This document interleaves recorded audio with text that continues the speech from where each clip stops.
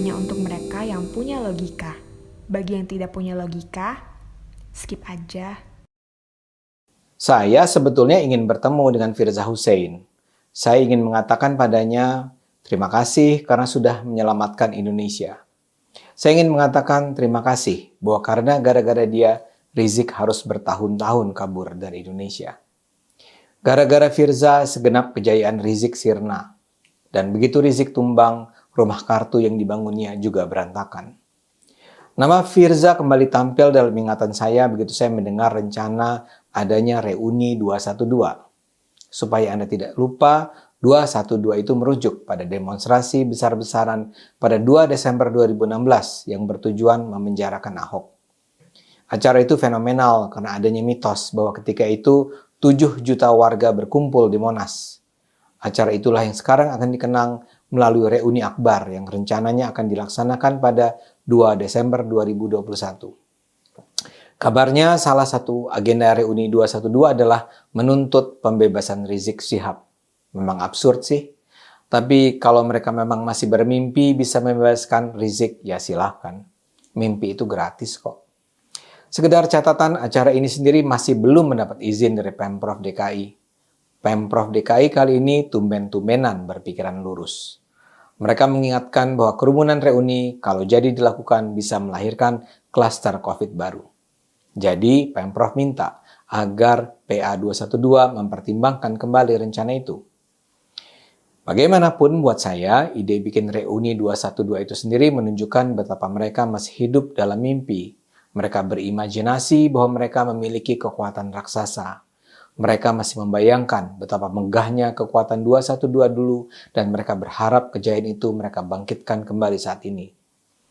Halusinasi ini juga nampak dengan rencana Novel Mbak Mukmin untuk menjadi cawapres Anies Baswedan.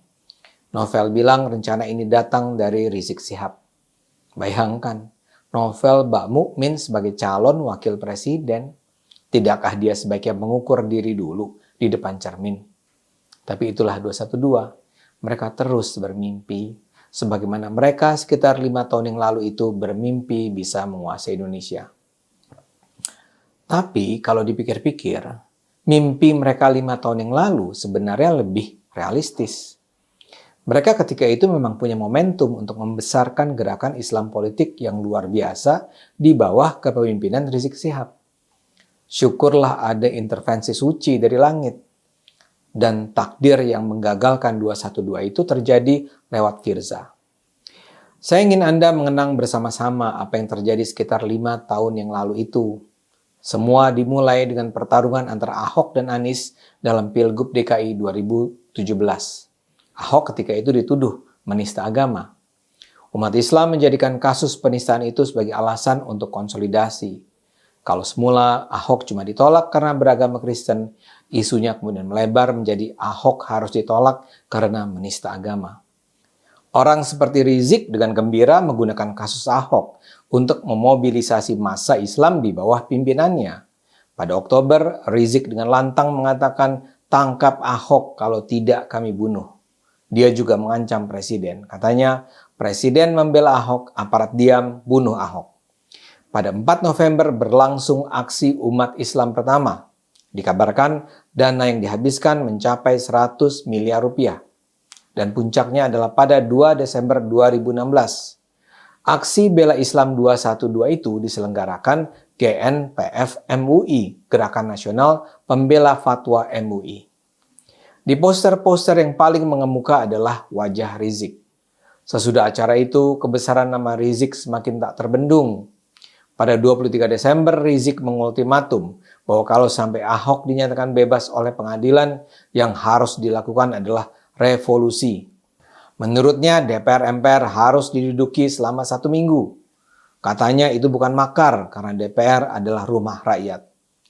Di akhir tahun Rizik diangkat menjadi imam besar nasional oleh Persaudaraan Muslim Indonesia. Di awal 2017 dia dipilih menjadi Man of the Year. Anies Baswedan yang menurut polling suaranya masih jauh tertinggal dari Ahok langsung merapat ke Rizik. Lantas beredar video yang menunjukkan bagaimana Rizik tampil di podium mengajak pengikutnya untuk revolusi. Buat dia Ahok harus ditangkap, kalau tidak ditangkap ya revolusi. Dia bilang, pilih mana, aksi damai atau revolusi? Dijawab, revolusi. Dia tanya lagi, pilih mana, aksi super damai atau revolusi? Dijawab, revolusi. Dia tanya lagi, pilih mana, aksi hiperdamai atau revolusi? Dijawab, revolusi. Dia berteriak, siap revolusi? Dijawab, siap. Jadi ketika itu Rizik memang tinggal satu langkah menuju posisi sang penyelamat, sang Mesias, Imam Mahdi bagi umat Islam. Tapi seluruh cerita itu berantakan dengan hadirnya Firza Husein. Di saat menjelang aksi 212 di awal Desember, Firza ditahan polisi dengan 11 orang lainnya. Dia diduga terlibat dalam konspirasi rencana makar menggulingkan pemerintah. Selain Firza, ada Rahmawati Soekarno Putri, Ratna Sarumpait, Sri Bintang Pamungkas, Kiflan Zain, dan Ahmad Dhani. Firza tidak ditahan lama, tapi semua perangkat komunikasinya sempat disita. Namun arti penting Firza bukanlah di soal makar. Di akhir Januari 2017, beredarlah rekaman chat Firza dengan Rizik. Di dalam rekaman itu termuat ucapan dan foto-foto mesum antara Firza dan Rizik.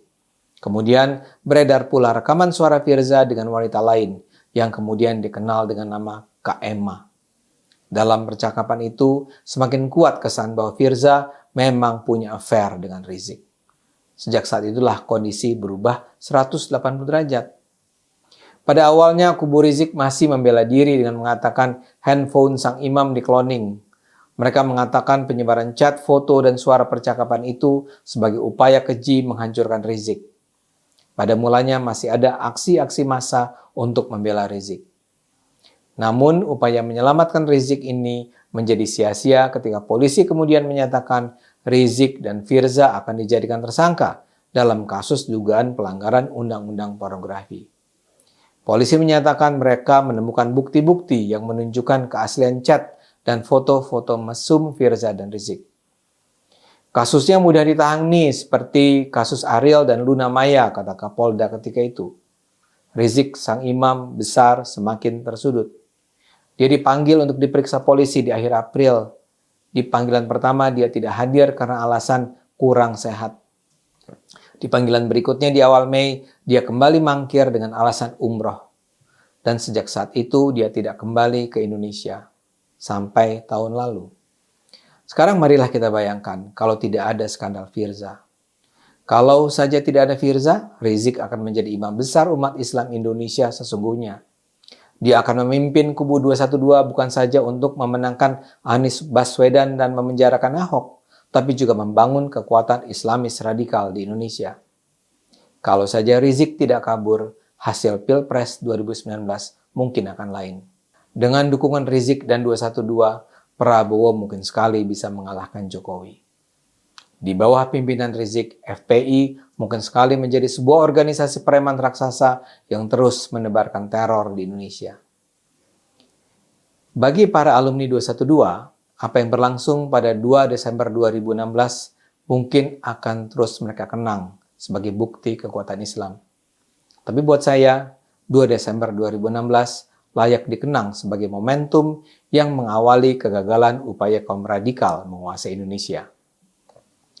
Karena itu saya kira kita harus berterima kasih pada Firza Husein. Tanpa dia sadari, dia menjadi tokoh sentral dalam penyelamatan Indonesia. Ayo terus gunakan akal sehat, karena hanya kalau kita gunakan akal sehat, negara ini akan selamat.